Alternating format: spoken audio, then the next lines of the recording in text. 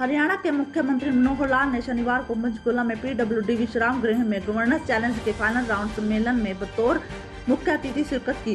TGC सम्मेलन में MMIMS Mumbai TGC 2022 के पहले संस्करण की विजेता बनी। मुख्यमंत्री ने विजेता टीम को ट्रॉफी, सर्टिफिकेट और 5 लाख रुपए की राशि का चेक देकर उनको सम्मानित किया। इसी प्रकार दूसरे स्थान पर रही IIM बैंगलोर की टीम को ट्रॉफी, सर्टिफिकेट और 3 लाख रुपए की राशि का चेक था। तृतीय स्थान पर रही IIM कोझिकोड की टीम को ट्रॉफी, सर्टिफिकेट और 1 लाख रुपए की राशि का चेक मुख्यमंत्री ने सौंपा। इस अवसर पर मुख्यमंत्री ने कहा कि इस प्रकार का कार्यक्रम न केवल हरियाणा बल्कि अन्य राज्यों, देशों व दुनिया के लिए भी अत्यंत महत्वपूर्ण है, क्योंकि आज गवर्नेंस एक व्यापक विषय बन चुका है।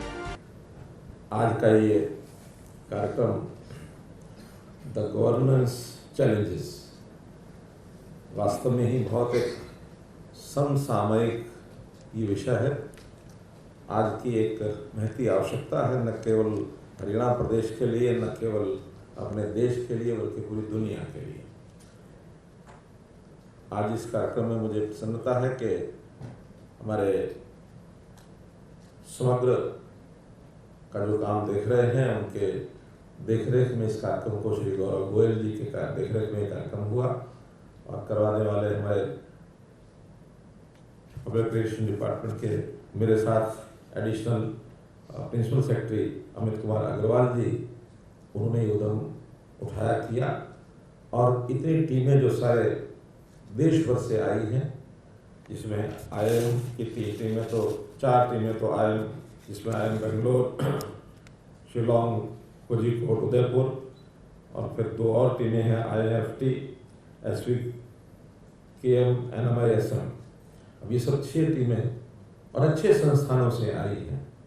उन्होंने अपने नए नए जो इनोवेटिव आइडियाज़ हैं या जो हरियाणा के बहुत से मॉडल्स को उन्होंने अध्ययन किया है, उस गवर्नेंस चैलेंज को यहाँ प्रदर्शन किया और कंपटीशन भी हुआ है।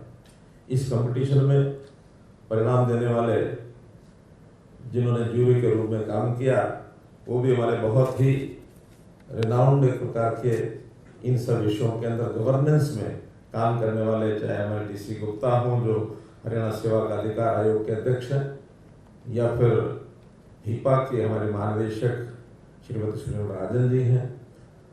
तो उन्होंने इनमें से जो सिलेक्शन की होगी, वास्तव में मुझे लगता है जैसे 2 ही प्रेजेंटेशन मेरे सामने हुई हैं, तो दोनों के देखने के बाद मुझे लग रहा है कि बाकी 4 भी ऐसी ही रही होंगी। ज़रूर कठिन रहा होगा कि उसमें से सिलेक्ट करना कौन सी फर्स्ट है, कौन सी सेकंड है, कौन सी थर्ड है। लेकिन जो कि इनका काम है, चाहे थोड़ा बहुत अंतर भी निकाला होगा, क्रम तो उनको बनाना ही था।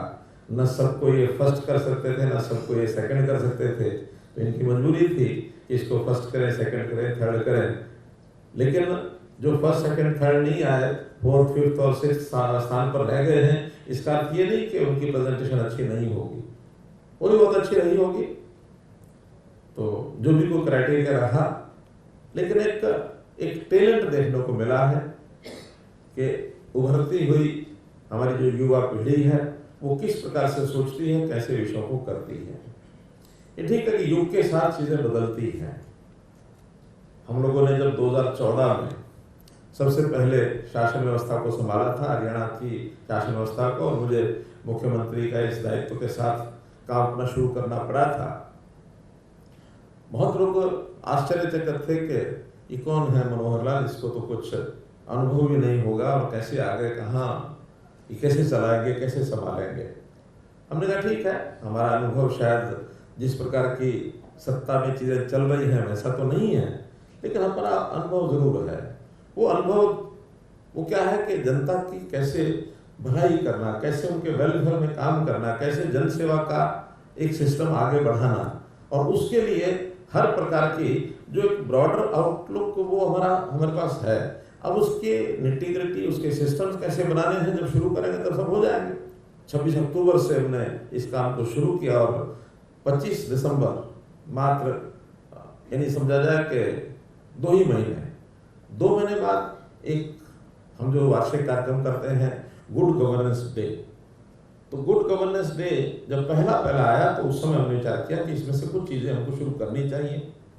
हम देखते थे कि मुख्यमंत्री हो, मंत्री हो, विधायक, सांसद, उनके घरों पर जनता की भीड़ रहती है और हर व्यक्ति अपनी कोई ना कोई एक ग्रीवेंस लेकर के वहाँ पहुँच जाता है कि मेरी ये समस्या है, इसका समाधान कीजिए, मेरा ट्रांसफ़र करा दीजिए, मुझे मेरे भाई की नियुक्ति करानी है, उसको नौकरी लगवानी है, और नहीं तो डीसी रेट पर लगवा दीजिए, मेरे अस्पताल में बेटा या भाई बीमार है, उसका डॉक्टर को करा दीजिए, थाने में FIR है, वो सुनता नहीं है, ये कर दीजिए। कितने प्रकार की समस्याएं हैं, अनेक। मुझे लगता था इतने लोग यहाँ चल करके आते हैं, क्या ऐसा सिस्टम नहीं बन सकता कि अपनी बात अपने घर से ही बैठे बैठे हमको बता दें? तो पहला कार्यक्रम शुरू किया था हमने CM विंडो, और उस CM विंडो के कारण से आज जो उसके परिणाम हैं बहुत अच्छे सुगत परिणाम हैं। 10 लाख से ऊपर एप्लीकेशंस पिछले 8 सालों में प्राप्त हुई हैं और 90% उनके ऊपर हमारे संबंधित सब अधिकारियों ने जो भी सिस्टम में है उन्होंने उन चीज़ों को एक प्रकार से सॉल्यूशन दिया है। व्यवस्था परिवर्तन का काम लगातार किया है पिछले 8 वर्ष में।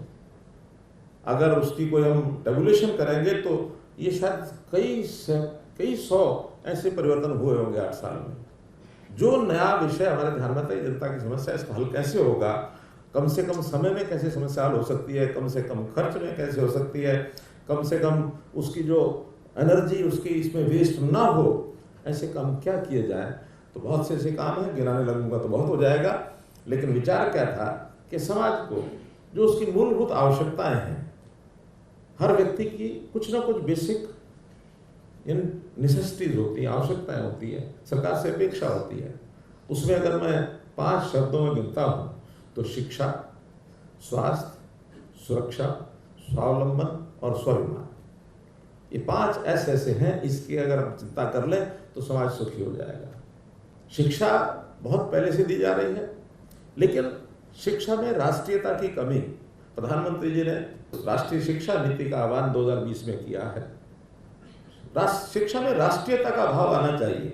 तो ऐसे सारे सिस्टम हमने लागू किए।